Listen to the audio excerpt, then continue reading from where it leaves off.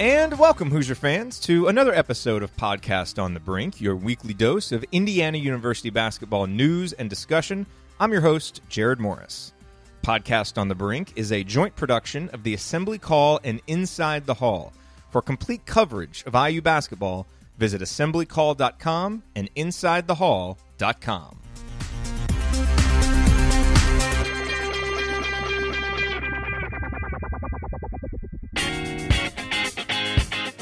All right, well, we got such a good response to last week's episode about the 1976 team that with another slow week of IU basketball news this week, we decided to dip into Indiana's rich history yet again and talk about a couple of Indiana's other national championship teams that don't get as much conversation in this day and age as the 76 teams.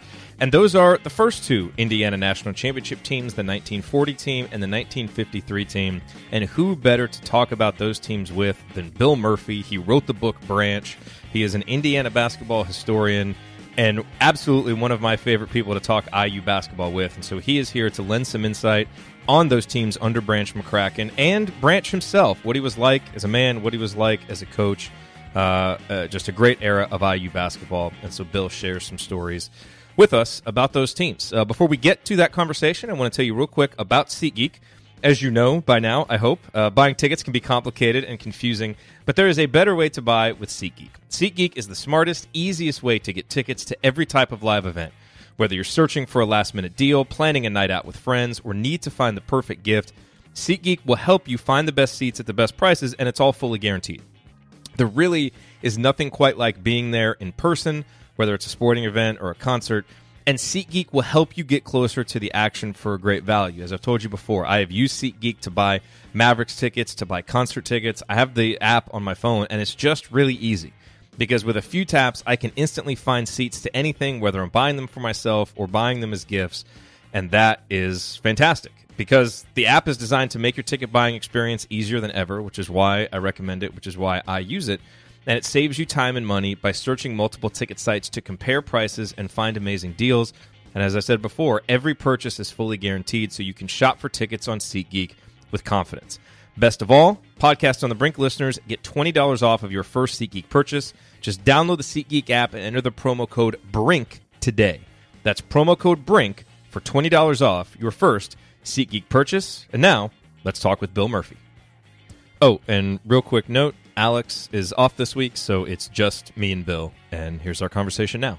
We just kind of jump right into it, which is how conversations tend to go with Bill. Here you go. I think you'll enjoy it.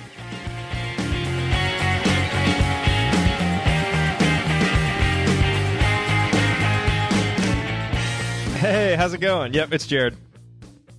Okay, Ed, it's going great. I'm speaking to you from the beautiful Holiday Inn in sunny Orlando, Florida. We're down here waiting for on the birth of our second grandchild. So oh, wow! When you contacted me about yesterday, I was like, it's going to be a little tough yesterday, but today works out absolutely perfect. So I'm in the room. If you hear background noise, there are a bunch of little kids pretty excited about being in Orlando. Oh, I bet. Running up and down the hallway. Hey, that is okay. On last week's episode, we heard Rick Bozich's dog in the background, so we can hear some kids excited in Orlando. That is fine. That is just fine. Oh, I was so excited when you called or you texted me about doing this because I was like, oh my gosh, this would be two of my favorite teams. This would be absolutely great. I wanted to, I text you about, because you asked a really great question about, it was everybody like extremely excited with that 1973 recruiting class. Yeah. And that's why I texted you about Watson's, because people were excited, like all Indiana fans are always excited about the latest people coming in.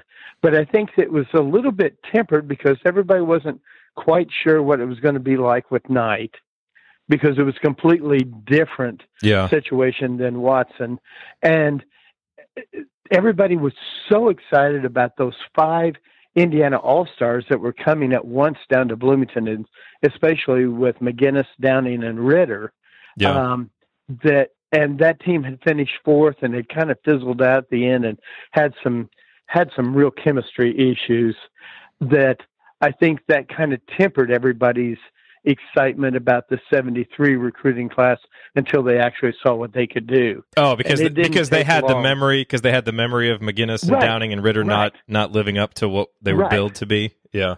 Absolutely. Yeah. And so I just found that interesting. I thought, well, I'd like to, chime in on that and just kind of let you know that situation too. But yes, you guys had that was a great show. You did a really nice job.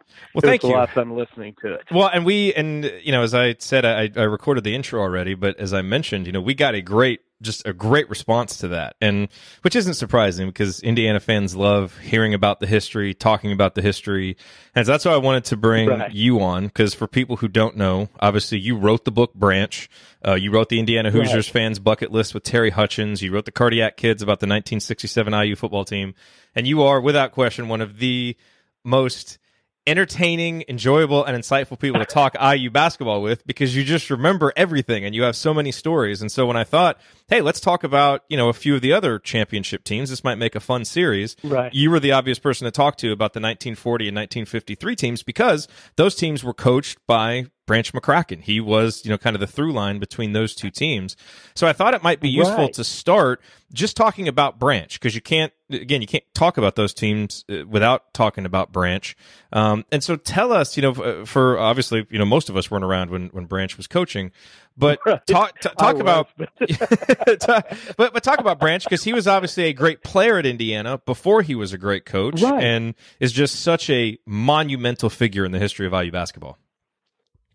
Oh, he was. He's, the reason that the court is named McCracken Court is because of his contributions, whether it was as an All-American post player back in 28 through 30, or whether it was coaching IU from 38 to 65 with a couple of years when he was in the war out, as far as I was concerned. But Branch was bigger than life. He really was. He was 6'4".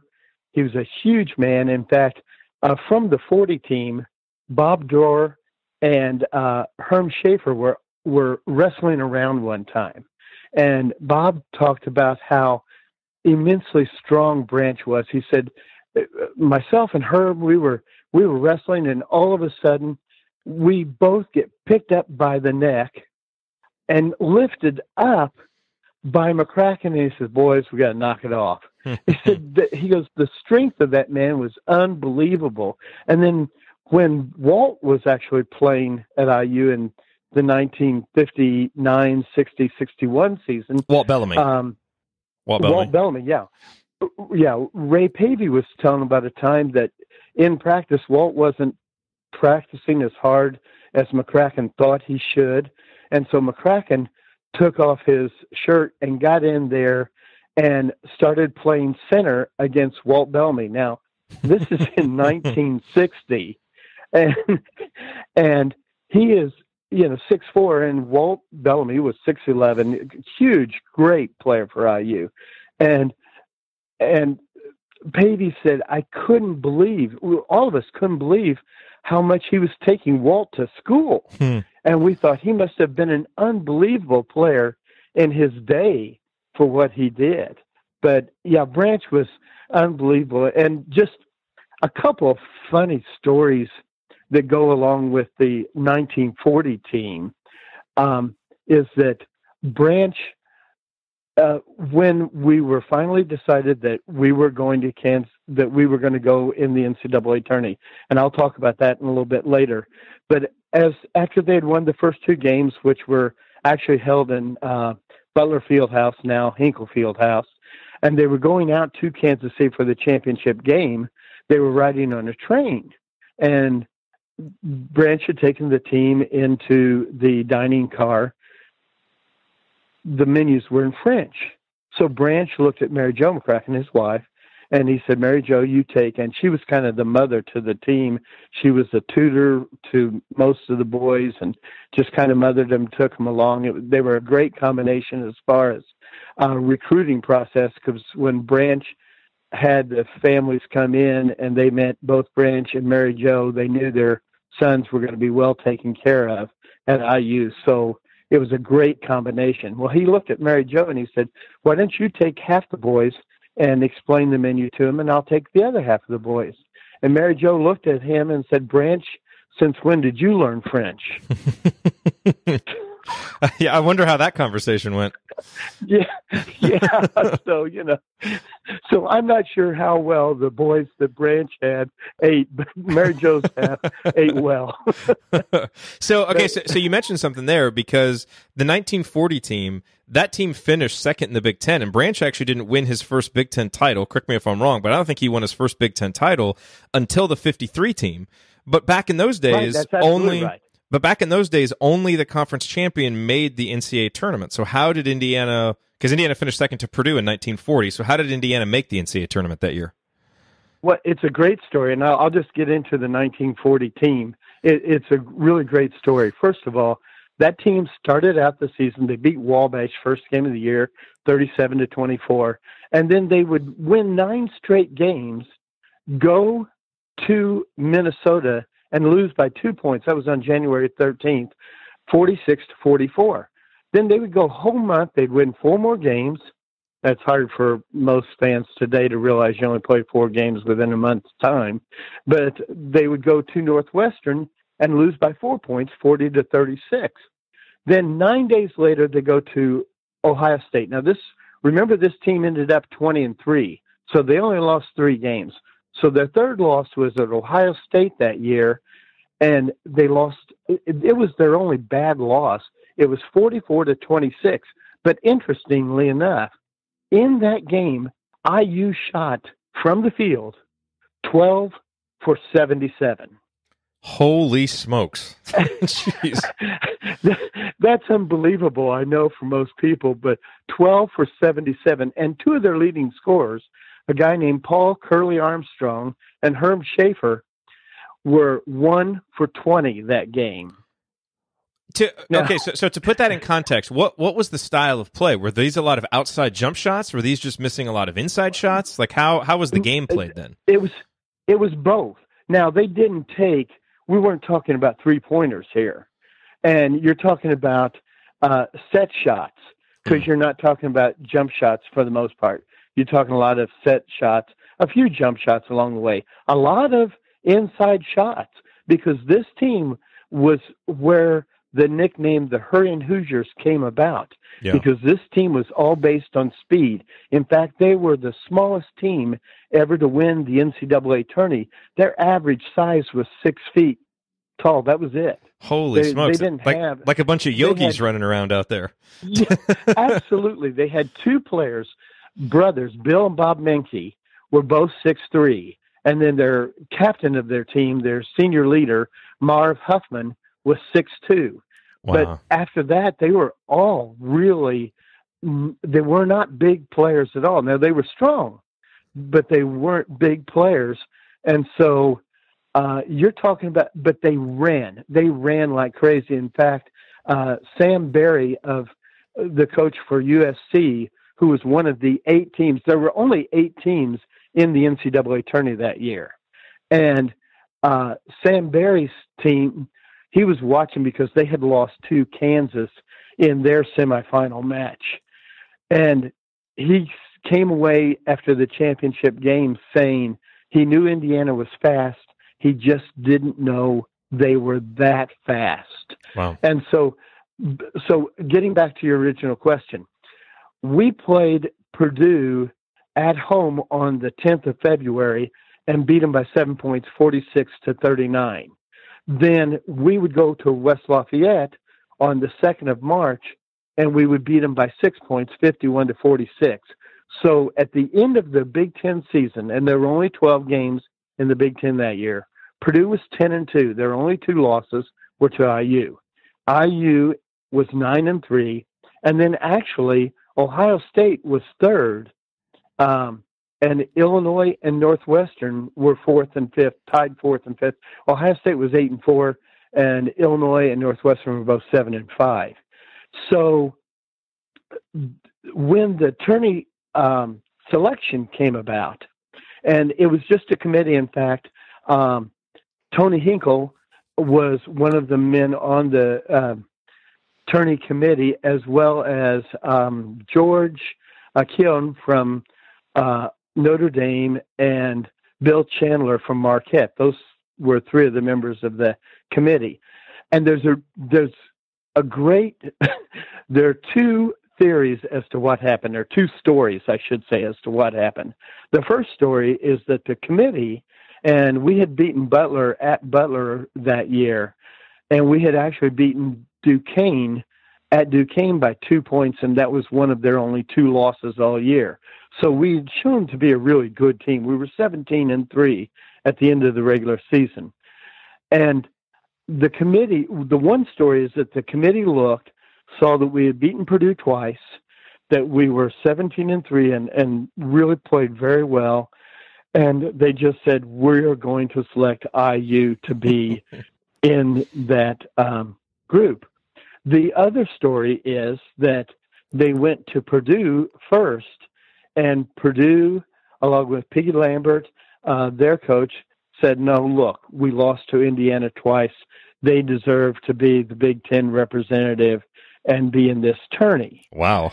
And so the second story is what a lot of historians go with. And actually, it wasn't when they came to IU and said, look, Purdue has offered for you guys to go instead of us, that there was a lot of discussion. There were several hours of discussing whether or not we would take it into the night one night. In fact, McCracken wasn't sure that we should go because he thought that the league champion should go. So there was a lot of give and take until we finally said, okay, we're going to go and be the Big Ten representative in this 8-man tourney. And it's interesting about this tourney because this tourney was actually the very first NCAA-sponsored tourney. The year before, when Oregon, who is considered the first NCAA champions ever, when they won in 1939, it was actually sponsored by the Coaches Association. And the Coaches Association lost over $2,500 sponsoring the tourney.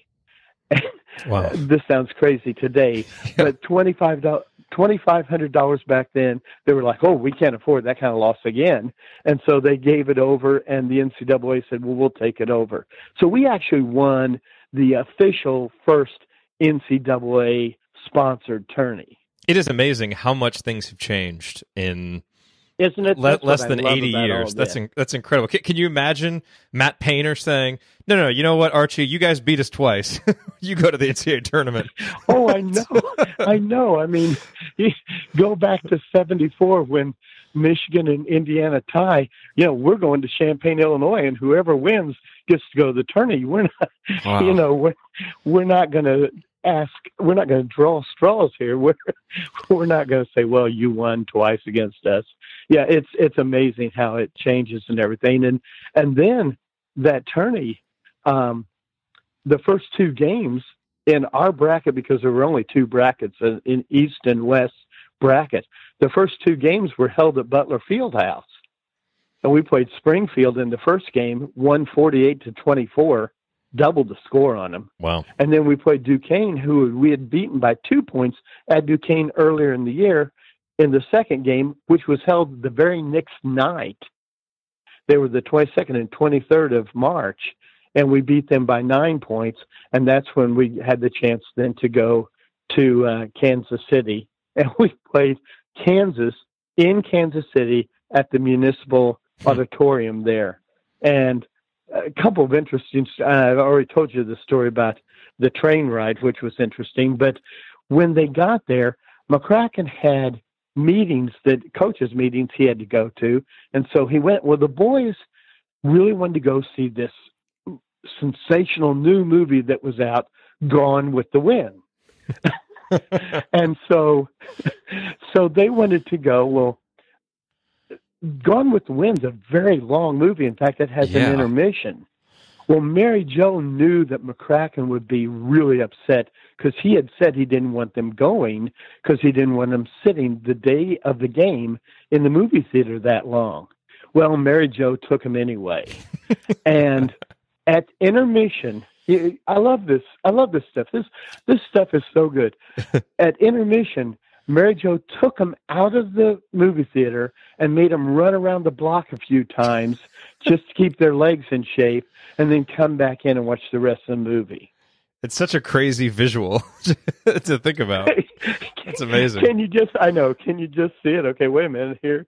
We're not going for popcorn. We're going. It's just funny trying to, like, you hear those stories and then you try and put them in a modern day context with, the Indiana basketball team out running around the street at intermission of a movie, and it would be on Twitter and it would be on Snapchat. And it would be so crazy. I know. Wouldn't it be crazy? So when they actually got to the, go ahead. Well, no. Finish your story, and then I'll ask what I was going to ask next. Okay. All right, real quick, before Bill finishes his story, we've got a few bills to pay, so some of you are going to hear a few ads come in here in just a second. Others of you will hop right into the finish of Bill's story. Here we go. Okay, so when they get to the game that night, and they're there, and McCracken's calmed down from the fact that they went to see the movie, as the introductions were taking place, they're in Kansas City, right? They are giving all these gifts to the Kansas City players, or to the Kansas players, for what they've done and everything. Well, Curly Armstrong, who was quite a character, and I've got a story for him and Branch in a little bit for you, but Curly looked over to Schaefer and Bob Drower, and he said, "Now, isn't this something? Let's go out there and whip them before all their fans." So we were already fired up just watching them get all these gifts before the game even starts. Yeah. And here's another visual for you, put in today's context. Then during the game, and the game started real slowly. In fact, after 13 minutes, we had a 17-14 lead. That was it. But then we went on a 15-5 run, and that pretty much ended the game. But at one point in time, Armstrong made a fake on Bob Allen, who happened to be Hogue Allen's son, the famous coach of Kansas. And when he came around after his fake, his elbow caught Allen in the chin and knocked him down. And while he was down on the ground, Armstrong, who was very much a character, looked at him and he pointed to the bench and he said, "Why don't you go sit down by Daddy?" And my son and I were talking about this story. We were saying, can you see this? We'd have 10 minutes of, was this a flagrant 1 or flagrant 2 foul? Yeah. Back then it was basketball, man. That's what it was. Yeah. So let me ask you this about style of play, because you mentioned, the Hurryin Hoosiers, and they played at a very fast pace, and yet some of the scores that you're mentioning, 48-24, these low-scoring games. So what were the games like? Right. Like if they're playing that fast, obviously, the skill level, the shooting, there's no three-point line, so it was a little bit harder to score points than it is now, but you still might expect at a fast pace that there would be more than 48 points scored. So why were the point totals so low? And then kind of the second part of that question, we're not far removed from another coach who liked playing at a very fast pace and talked about that a lot in Tom Crean, but we also saw all the turnovers that came with it. So when you think back to the Hurryin Hoosiers, were they playing fast and turning it over a ton, or what did that style look like when they played it? Well, and I actually have films of those games, and what you have to remember is if you were shooting at a 34, and there's no three-point line, so it's not like they're shooting from deep. But if you were shooting 34, 35%, it's like, okay, that's a pretty good game. So the shooting percentage, as you said, the skill level shooting-wise was not what it is today. And the idea of shooting on the run where you've taken the ball right or left with a quick dribble and you take a bounce off and you're up in the air and you're firing, that didn't happen back then hardly at all. Basically, you're looking at set shots, or if you're shooting, sometimes you would see guys, they hadn't fully developed which foot you're going off of when you're taking a layup. And so sometimes you were laying the ball up across your body rather than having your shoulders turned toward the basket. So it was the style of play for IU was very fast, and you have to remember that most of the other teams were very, very slow, so they didn't move the ball as quickly. IU had to get their fast breaks off of made baskets and also off of turnovers. Mm.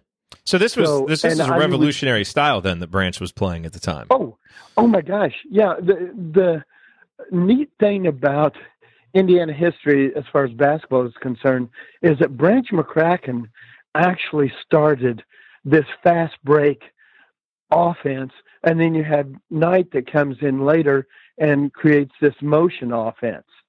So, yeah, it was Branch was extremely revolutionary in what he wanted to do, but part of it was Branch's theory was that basketball was supposed to be fun and entertaining. And he did not find it entertaining to have somebody standing out there and passing the ball around 8-10 times and holding the ball for a minute or two on their hip while they just looked at the other team. I mean, that just wasn't what they were going to do. And Branch's idea was that the more time you shot, the better percentage you have of the ball going in. You know? Yeah. And so it was a very entertaining stuff. People loved it. People absolutely loved watching that. Interesting thing about that 40 team also, just to come back to it for a second, is that team, especially with Archie's inside-out recruiting now, okay, that team had 10 players on it that are currently in the Indiana High School Basketball Hall of Fame in Newcastle. Wow. It had Paul Armstrong, I'll try and remember all, Herb Schaefer, Bill and Bob Minke, Bob Drower, Marv Huffman, Jay McCrary, Chet Francis, Jim Gridley, and Andy Zimmer. All those guys are in the Indiana High School Basketball Hall of Fame. That's impressive. That's an impressive list. That is your ultimate inside-out recruiting, right? Yeah. So Indiana wins in 1940, and that was only right. Branch's second season at Indiana. As head coach. Another thing about that is that Branch was 31 years, 9 months, and 21 days old. To this day, he's still the youngest coach ever to win the college NCAA basketball tournament. Wow. So he wins it in his second year. Bob Knight won it in his fourth year at Indiana. He was obviously older. He had more time at Army. So, no pressure, Archie, but great IU coaches have typically revealed themselves within their first full recruiting cycle. So we'll see what Archie can do in his second season. But so Branch, in fact that 40 team, Everett Dean actually was at the games in Kansas City to watch his former team win. He was at Stanford by then?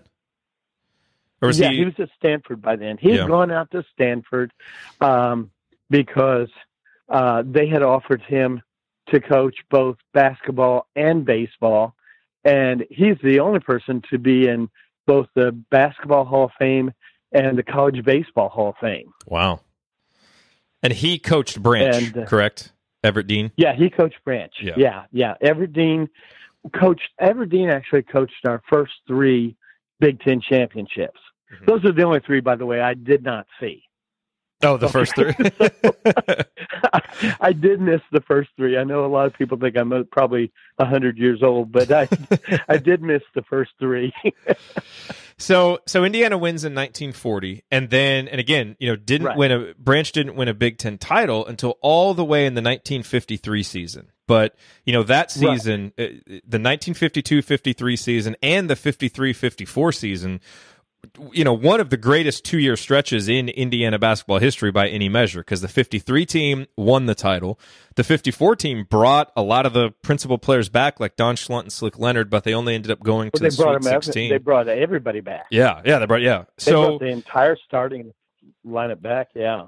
So to start the conversation about the 1953 team, how had the style changed, if at all, from, because now there's 13 years in between, had the style, had the skill level, had the type of player, like what had changed from the 40 title until the 53 title? Well, Branch's system, a lot like Bob Knight, they would start to recruit to their system. So Branch recruited fast guys that could shoot well. And recruiting, that starting five with Scott and Farley and Crack and Leonard and Schlundt, that was a fantastic starting five. It really was. And their style was still run and gun. They didn't have to, even though Schlundt was 6'10", they didn't really have to hold up and wait for him to get down the court, because he was really a big man that ran the court well. In fact, Jim Schooley, who was their other really big man, when I was doing the book on Branch, I talked a lot with Schooley, who is an unbelievable person in his own right. He talked about how that Schlundt could have played guard.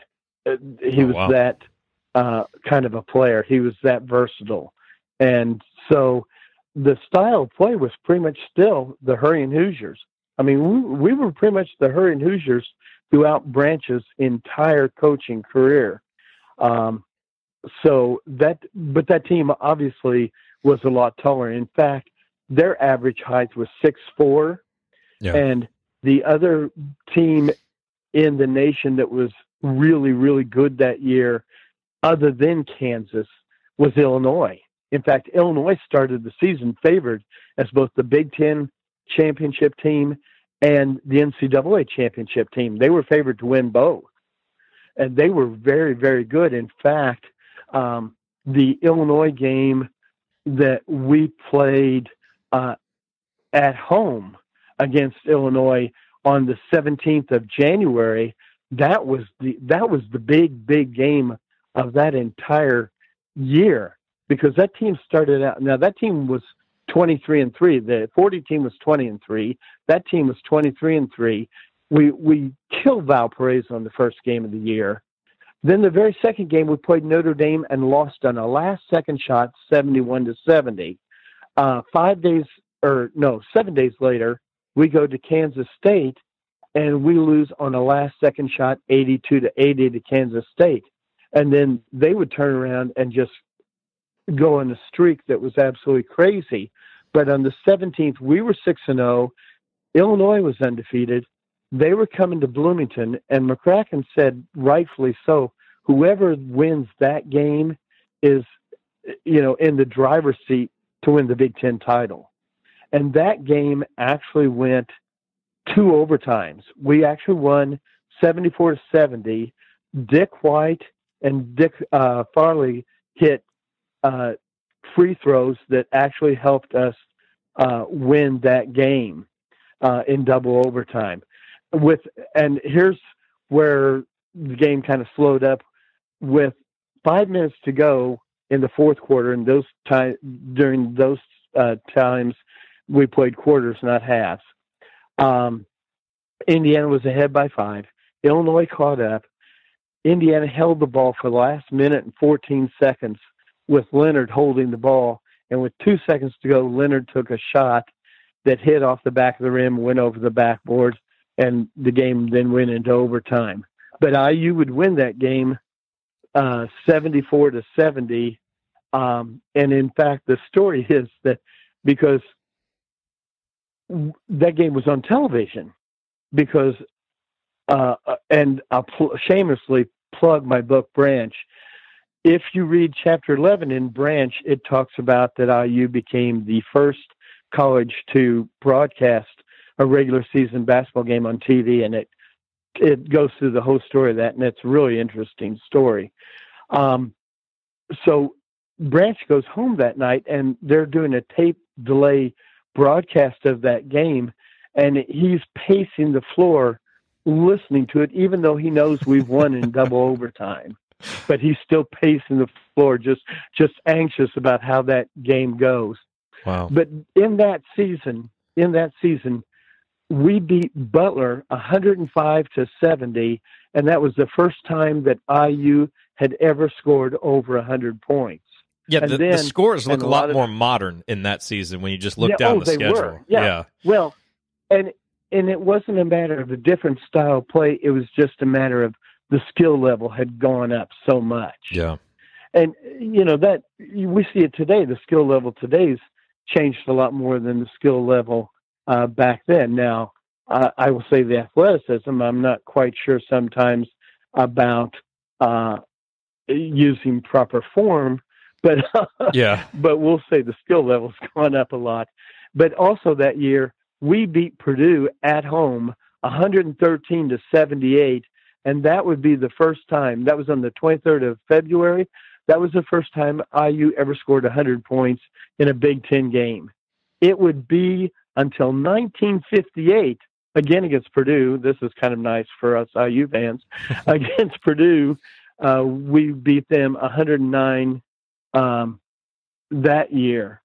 So, that was the first time that we had scored 100 points against Butler. First time we scored 100 points in a Big Ten game in that season. But you're right. That was the first year that Branch had finished second so many years that in fact, in his 24 years of coaching, Branch would finish first or second 12 out of 24 years at IU. And that team came darn close to doing what the 76 and 75 team did of going 18-0, but they went 17-1. Oh, absolutely. And I believe, and the only other teams that have gone 17-1 are the 93 Indiana team, which went 17-1. Is that it? Has anybody else done it? That's it. Yeah, because Wisconsin went what? Wisconsin went 16-2 a couple years ago, I think. Right. They're a really good team. Yeah. Right. And I thought Purdue had a chance, but they didn't either, so that was kind of nice. Yeah. But, I'm sorry. No, that's okay. This is a space where we can say bad things about Purdue. It's okay. I know. But at any rate, yeah, that team came very close. Their only loss was the 7th of March at Minnesota. At the barn. 65-63. The dang barn. Bit us again. Yeah, but and that's why when they were playing against Kansas in the championship game that Leonard and Schooley and a couple of other players were telling me that when, because Leonard hit his free throw with 27 seconds left. And so they came down, and Kansas, IU put a tremendous defense on Kansas. I mean, they were scrambling everywhere. Every time Kansas player got the ball, he was covered up. And this is the 53 team, because the 53 team and the 40 team both played Kansas in the championship game, just to make sure that's clear. Right. Yeah. Right. And they both played at Kansas. Nice home court advantage for Kansas that didn't work out very well. Yeah. Oh, absolutely. Absolutely. But they both said that Kansas passed the ball 8 times in that 27 seconds. And then finally, just as the buzzer is about to go off, they put up a desperation shot from the right hand, you would almost call it the baseline, but it was a little bit to the left of that. And it bounced off the rim, and it didn't go in. But several of the players said that after Notre Dame, after Minnesota, and after Kansas State, the only 3 losses they had, last-second shot, when that ball went up, they were all like, oh, I can't believe this is going to happen again. And, of course, it didn't. Mm-hmm. It bounced off, and we won. That team they had to play 4 games to win the NCAA that year. We played against Ray Meyer and DePaul and won 82-80. Then we played against the Notre Dame team that we had lost to earlier in the year and beat them 79-66. And it was Schlundt's 21st birthday, and he had 41 points in that game, which at the time set an IU record and a Big Ten record. And then the semifinal, we played LSU, and for modern day people and even a little bit older, Pete Maravich and Shaq are the 2 LSU players. Well, back then, and a guy that was recognized several years ago by the NBA as one of the top 50 players of all time, Bob Pettit, played for LSU. Mm. And so he was, we beat LSU 80-67 and that was at Kansas. The first two games were actually in Chicago Stadium, and then we played Kansas. And when Leonard drove the lane with just like 29 seconds to go, he almost had a 3-point shot. That ball hung around the rim and then fell off.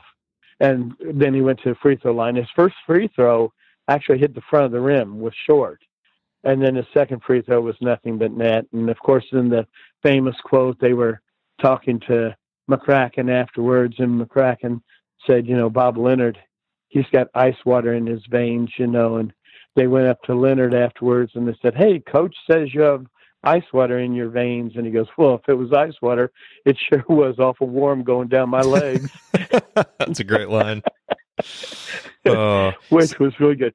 But there's one thing I have to just tell everybody about the 40 game that we have to go back to. Okay. After that game, after we won that game and McCracken's going across the court and everything, this middle-aged man comes up and he congratulates Branch and he says, "My name is Naismith." And Branch looked at him and he said, "Are you any relation to the guy that invented this game?" And he said, "Yeah, he was my father." And he said, "I wish he could have," here's the exact quote, "I wish he could have been here to see this game. This is the greatest basketball team I've ever seen." Wow. So that's kind of a neat story. Yeah, I would say so. I would say so. So going back to the 53 team, you talked about Don Schlundt. And when you ask Indiana fans who is the greatest Indiana basketball player of all time, it's difficult because it depends on your criteria. Some people would tell you Calbert Cheaney. Some people would say Isaiah Thomas. You get people who might say Scott May, Steve Alford. There's a lot of names that can go in there. But there are people who will make an argument for Don Schlundt. And when you look at some of the numbers he put up and some of the things he did, being a 3-time All-American, I think he was the first Big Ten player to score over 2,000 points. What he did was just miles beyond what any other player, not just at IU, but in the conference had done at that point. So if you had to make the case for Schlundt as, well, I guess, where do you think he kind of ranks in the pecking order of great IU players of all time, and kind of explain just how great of a player he was for those who may not, understand the impact of his career? Well, in Terry Hutchins' book about where he ranks, the book's called Hoosiers. That's not the official title, but it's skipping me for a moment. I'm having a senior moment here. But he asked about 7 of us to rank our top 10 all-time. I think it's Hoosiers through and through, and it's about players that played in Indiana high school and then played at IU. And he asked us to rank them all time. And my greatest was Don Schlundt. My number one was Don Schlundt. Wow. Now, my son and I have since kind of talked about this, and we both have kind of come to the conclusion, and we'll make a lot of people really unhappy, but we've kind of come to the conclusion that you can't have a greatest of all time because there's too many different variables. And I've always argued when you're talking about greatest, you have to rank them according to where they were at that time. Yes. And then go from there. And because style of play, physical abilities have changed over the time. But Schlundt was a tremendous player. He was far and away the outstanding player in IU. He was the outstanding player in the Big Ten. He was also one of the top players in the nation. He was a 3-time All-American. 3 times he won the Big Ten scoring title his sophomore, junior, and senior year. He scored 47 points the last game of his career against Ohio State. In that game, he hit 25 out of 30 free throws. His 826 free throws are far beyond, they're 200 more than anybody else in IU history. And that includes people like Alford, Cheaney, all those people who also played 4 years. And remember, Schlundt, when he played, when they went all the way and won the national title, they only played 26 games. Yeah. So you're not talking about these guys now that play 130, 140 games in their career if they hang around for 4 years. You're talking about someone who actually did play 4 years, who, is less than 100 games in his career. So when you talk about those numbers, they're unbelievable. They really are. Okay, so think about everything, for those listening, think about everything that you just said about Schlundt and how great he was, and then consider this sentence from his Wikipedia page. And again, talk about putting something into modern-day context. Following the completion of his college career, Schlundt opted to pursue a career in business rather than professional basketball. So, he got drafted in the second round and didn't even go play in the pros. He decided to pursue business. Just tells you what kind of a different time it was. Oh, yeah. He was drafted in the second round. And first of all, when they say, drafted in the second round, what happened in the first round? Remember, there were only 9 teams. So yeah, he was the 16th overall pick. The last person, it's not like you're a lottery pick in the second round when you're doing something like this. But he was married. He could make more money staying in Bloomington and selling insurance than he could playing professional basketball.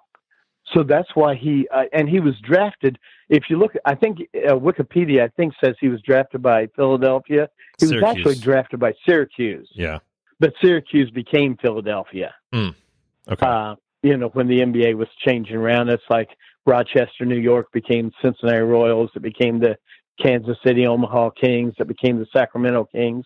So, you can go crazy with all that stuff. But he actually, I actually wrote an article for Hoosier United that just came out, and it talks about the golden age of IU big men.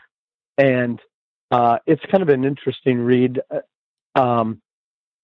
I start with 1951 with Bill Garrett and go from Garrett to Schlundt to Dees to Bellamy. Oh, wow. And that's a heck of a run right there. That decade, you had 4 players that played in that decade that were all All-Americans and at various levels did first.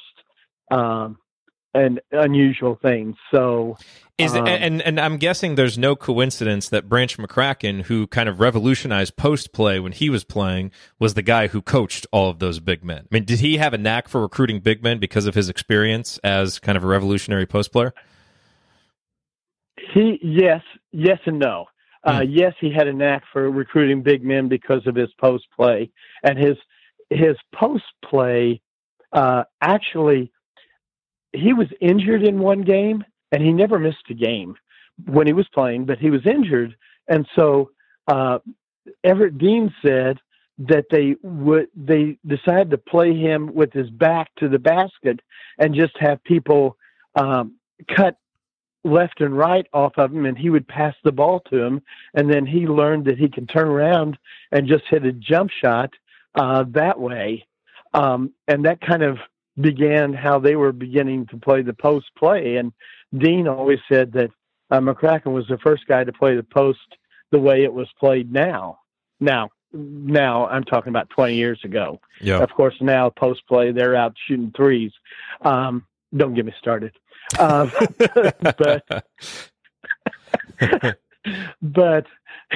at any rate, he was able to do that. But McCracken and Knight are very similar in many different ways. Their reputation just made it to where everybody wanted to come play at IU under Branch, and everybody wanted to come to IU and play under Knight. So that's why I said yes and no, because the second part is he was just able to recruit these guys because of his reputation. You're looking at a time period when IU was considered this was before UCLA. IU was considered the school, the basketball school. IU and Kentucky, side by side there. So it was, in fact, Rupp, when McCracken beat Rupp for like the second straight time, reps said, this guy's a good young coach. He's going to be really good. And McCracken's record against Kentucky, he had a winning record against Kentucky, and he had a tremendous winning record against Purdue. He was 28-13 against, or 15 against Purdue. So it's a good way to earn legendary status at IU. Oh, absolutely. In fact, going back to the 1940 team, when they beat Purdue twice, that was the first time we had ever beaten Purdue 2 times in one season. So that was another reason that they sent us to the tourney. But yeah, these two teams were absolutely fascinating teams. And just, Leonard would say of that 53 team that they just fit together like a glove, that there was nobody looking for personal glory. They were all just trying to work together for a championship. And,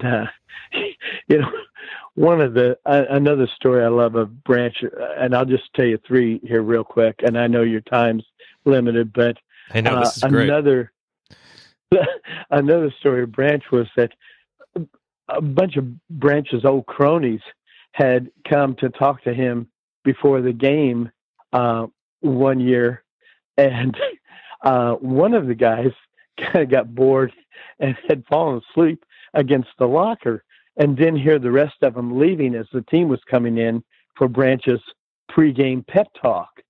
And so they're out there waiting, they're looking like, where did he go? Where is he? And someone said, I think he was asleep in the locker room, About that time, and they could hear Branch just going on and really firing the guys up. And the doors opened and the team ran out. They were fired up and ready to go. And this old guy, he came running out with them. He was fired up. If they had a uniform, he was going to play. Wow. But one of my favorite stories that Dave McCracken told me before he passed away, I had the great opportunity to speak with Dave for about a week one year of stories about Branch, was that Branch was really ill. And the doctor came out to tell Mary Jo and Dave that Branch was going to have to stop coaching or it was going to kill him. And so Mary Jo and Dave were petrified to go into his hospital room after this information, because they thought, oh my gosh, he's going to be so upset, so down and everything. And they walk in the room and he's cheery and ready to go and everything. And they're like, Dad, did you not understand what the doctor said?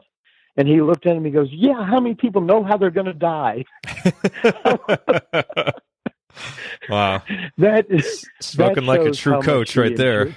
Yeah, it shows how much he loved IU and loved coaching and everything. And then there was one time that he was going out on the court yelling at an official about something. The official had it because Branch could really holler and he'd really get after him. And the official looked at Branch and he said, Branch, for every step it takes you to get back to the bench, I'm going to hit you with a technical foul. And Branch stopped right there. He looked at the bench, called 2 of his players out, and they carried him back to the bench. No technical foul was assessed. Nice. That's good thinking by him. So let me ask you one more question. Let me ask you one more question to wrap up here. And I hate to end this on kind of a downer, but we need to talk about the 53-54 team, because while we love celebrating banners at IU, we also, I guess, like to lament the missing banners as well. And the most obvious one is the 1975 banner. Obviously, a lot of us believe the 1993 team, there's a missing banner up there for them. But clearly, for the 54 team, when you take the champion and they bring everybody back, and they aren't able to do it. In fact, they lost in their second game of the NCAA tournament to LSU, who they had played the year before. No, they lost to Notre Dame. Oh, they lost. Oh, you're right. They lost to Notre Dame, and then that was the. That's right. They played third place games then. Right. I just want people to know this is the difference between you and me. I'm looking at Wikipedia and I just messed that up, and you're doing this all off the top of your head, and you remember all of these details. Right. So that's the difference between you and me here. But so what happened? What happened to that 54 team? That they were a top 3 team all season long, but they weren't able to get it done in the tournament. Well, what happened? and this happens so often in so many, anybody who's in sports, you know how this goes. We had played Notre Dame in the regular season that year and had beaten Notre Dame. So we go in the NCAA tournament. We're playing a team that we have beaten in the regular season that year. And remember I told you about the Ohio State game in 1940 where we went 12 for 77? Yeah. Well, you know, the year before in the tournament, Schlundt had torched Notre Dame for 41 points. So it was like, okay, we can't let Schlundt go crazy this year again. And so they were bunching the defense down on Schlundt and hoping that Leonard, because that team, Leonard and Schlundt were called Mr. Inside and Mr. Outside, because Leonard could light it up from outside. He really could. And they were hoping, their defense was predicated on hoping that Leonard would not be as hot as he had been in the other games against them. And it happened that Leonard wasn't as hot that game. That didn't mean he didn't score. He did. But he just wasn't as hot and on and accurate as he was in the 53 championship game that they were or NCAA tournament game they were playing. But in that game, Leonard scores, and we go up by 1 point. And the game's almost over with. Leonard comes down and goes up for a shot and is called for a charging foul. And the Notre Dame player goes to the free throw line and buries 2 free throws that win the game the game's over with. He goes to the free throw line. If he misses them, we win. If he doesn't, we lose. And that's what happened. So it was one of those, it was a tough way to end it, but that team played very well, and it's hard.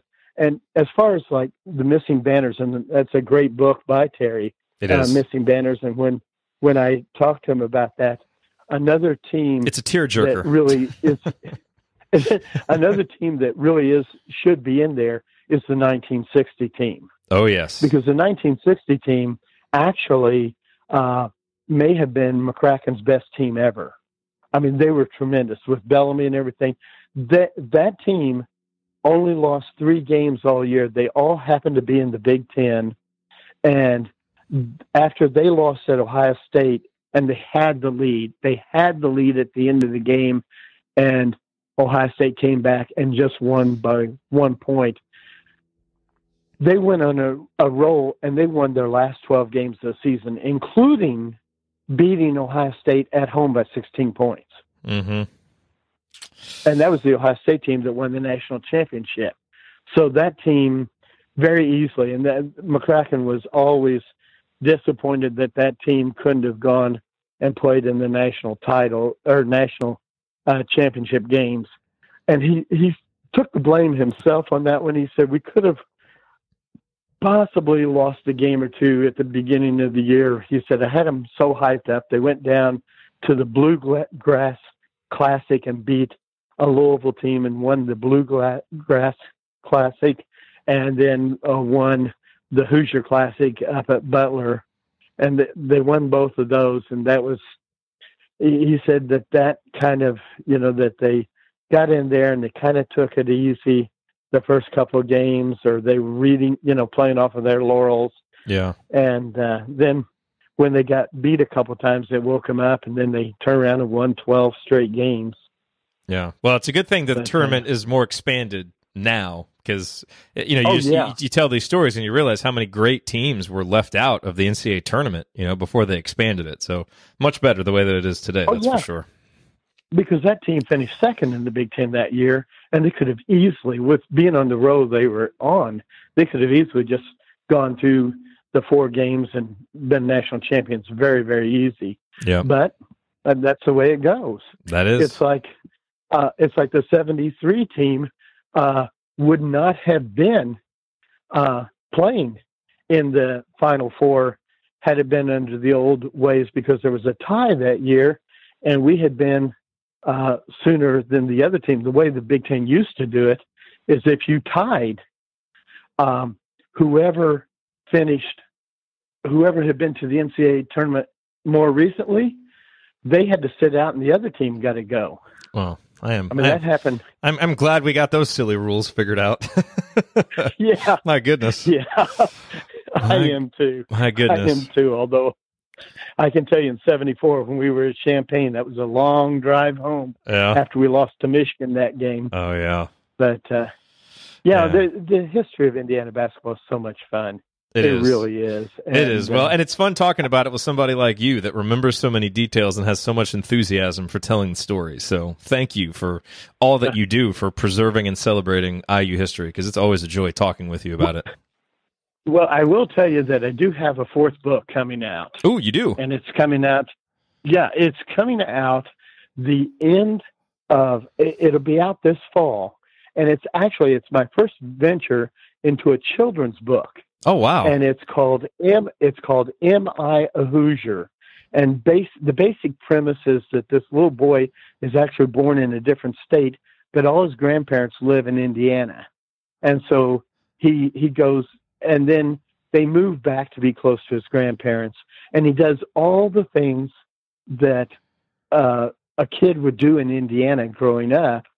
And he keeps asking, am I a Hoosier? Am I a Hoosier? And then at the very end, it has a nice ending. I'll leave it at that. It has a nice ending, but I'm really looking forward to that coming out. What a great idea! What a great idea for a book. That's like my daughter who was born here in Texas. You know, she needs to know all that stuff so she can be a Hoosier. See, I got the idea. Both my grandsons are being born here in Florida, but they're Hoosiers, so you know. Yeah. At any rate, what a cool idea! I look forward to getting that. Okay. I look forward to getting that. Well, Bill, thank you so much for taking the time and for sharing all of your knowledge and all of your stories. This was great. Well, Jerod, thank you very much for always having me on. It's such a pleasure to do these with you. You do such a great job, and I hope it's been a little entertaining for people along the way. So. Oh, it definitely has. Thank you. Go back, spend time with your family. I hope all the kids have fun at Disney. And I look forward to talking with you again soon, and certainly seeing you when we come up for a game this year. Okay, great, Jerod. You take care, and good luck to your family now. All right. Thanks. You too, Bill. Okay, bye, Jerod. Bye. Thank you for listening to this episode of Podcast on the Brink. We always appreciate you being here. To get more from me and from Alex, visit assemblycall.com and insidethehall.com for complete coverage of Indiana University basketball. If you liked this episode, please consider sharing it with a friend or family member who loves IU basketball as much as you do. You can also support the show by leaving a rating and review on iTunes, which helps us get the word out to more IU fans like yourself. We will be back next week with a new episode. Until then, as always, go Hoosiers.